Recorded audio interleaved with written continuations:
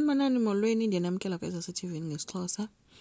Njengaye ushiyekeke eme noNomfundo apho bejamelene. Sibongile wakhawulisa wathula amashiti esithi uzokuthola into ezomileyo wathatha uthe xa isuka ke washiyeka Njengaye emjonge esithi kuNomfundo ithini ngeke uNomfundo wathi hayi lo akafani nababanye uright yena ngeke adathethe into kodwa ke uzothetha nayo. Njengaye uthe kofuneka siqaphele kuzofuneka siqaphele so lonke Njengaye noNomfundo bayajola. uNomfundo ke uzicengezelele noba engachonga umntwini ke waphinde wawubuyisela ucango likaThulisile endlini yakhe inoba woyika into babeyitalk ngoba mhlawumbe uSibongile uzothetha then uThuli bajike bamjikele so bebevuya ke abanye ba ucango lubuyile wabesecela uSibongile ke ngoku uthe saphuma ke bawuthetha noSibongile wambuza ba ubone ntoni. Sibongile niyamazi ke ngulo ukhophozayo uvele wathi uthetha ngantoni yena akabonanga nto.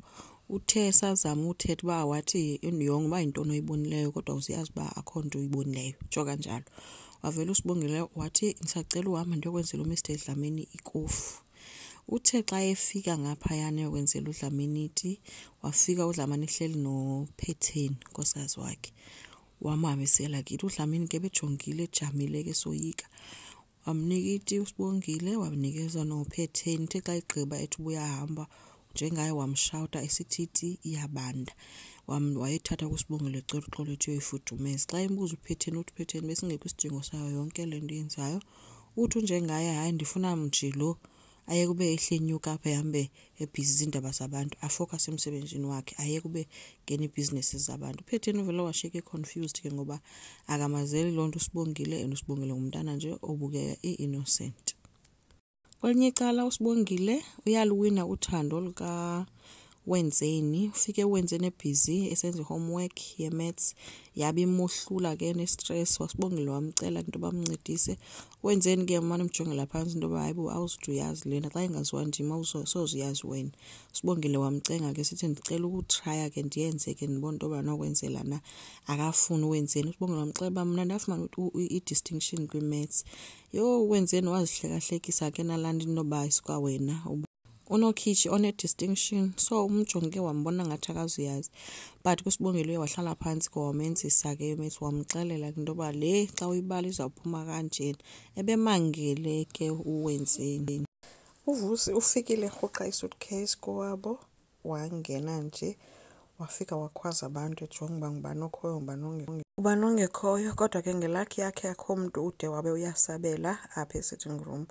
Uhlale nje kancinci esofeni emveni koko watsala isuitcase yakhe wakhupha i-laptop kaKwenzo wayithatha wayifaka kwinto eyi-cupboard or sideboard ekhoyo apha wayifaka phaa ezantsi wawugqiba warhuqa isuitcase yakhe waphuma. So andiqondi ukhona umuntu ombonileyo uba befikile but i-securities ke zona ke for sure ziyazi uba ukhona ebekhona. Njengaye nanko naye inyonyoba endlini yakhe gqitha uNomfundo embuze belithethile ecaleni bayasebeza. uNomfundo uthe hayi makakhululeke akho umuntu ukhoyo apha kule ndlu abesembuza ke ngoku Njengaye ba lo mntana akathethi into khonto ayaziyo wathi uNomfundo hayi khonto ayithethileyo kumo actor ngathi akho nto wathi mna ndimbone ndijonge ngelinye ilihlo andiqondi lo mntana ngathi uzothetha lo but hayi myeke lapha kum into endizoyenza ndizothetha naye ndizomane ndimshouta ndimoyikise ndithini ukwenzela uba ahlale enovalo. So bayoyika ke ngoku bayithuba le nto ayizuphuma noSibongile. Uwenzeni yena ubuye esikolweni engasavuyi ephethe iphepha enikeza uSibongile ethi nje makabone upasile ngo-70% wonke uthi nje nothisha wakhe esikolweni abe-impressed kakhulu. So ngendlela bekumnandi ngayo ke hayi ke babambana bahagana kwayiloo nto ke uSibongile ke ngoku noWenzeni bazimpintshi kangoba uthe uSibongile uWenzeni uzomane efundiswa nguSibongile. Enkosi ngicela siqhubeke subscribe like singakhomenta futhi bye.